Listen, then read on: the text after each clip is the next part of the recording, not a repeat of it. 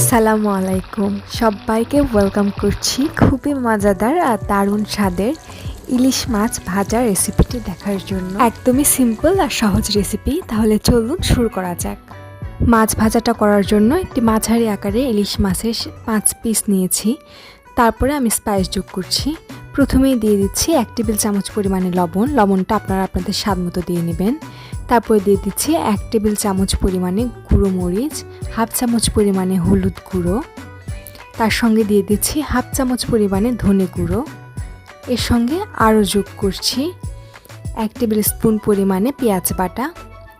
তারপর দিয়ে দিব হাফ টেবিল চামচ পরিমাণে আদা রসুন পেস্ট।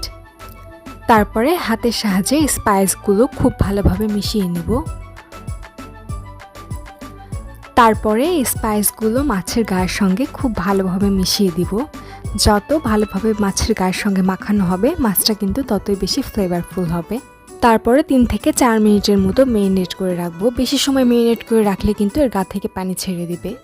3 থেকে 4 মিনিট পর একটি প্যানে পরিমাণ মতো সরিষার তেল গরম করে নিচ্ছি। এই মাছটা কিন্তু সরিষার তেলে ভাজলে অনেক বেশি ফ্লেভারফুল হয়। তারপরে এর মধ্যে আস্তে আস্তে আমি সবগুলো মাছের পিসগুলো দিয়ে দিচ্ছি।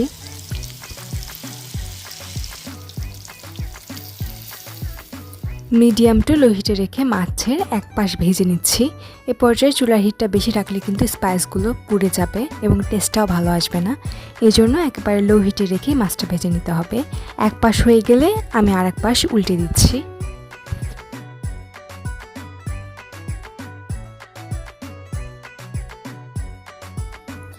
এভাবে মাছের আর এক পিঠ ভাজা হয়ে গেলে সাইডের অংশে উল্টিয়ে দিচ্ছি।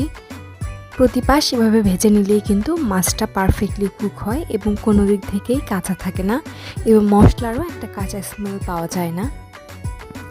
ব্যাস 5-6 মিনিট এভাবে করে রান্না করার পরেই কিন্তু আমাদের মাছ ভাজাটা একেবারে রেডি হয়ে গিয়েছে। আমি একটু মুচমুচে করে মাছটা ভেজে নিয়েছি। আপনারা আপনাদের পছন্দ মতো মাছটা ভেজে নিতে পারেন। এবার এই মাছের তেলের মধ্যে আমি কিছুটা শুকনো মরিচ ভেজে নিচ্ছি।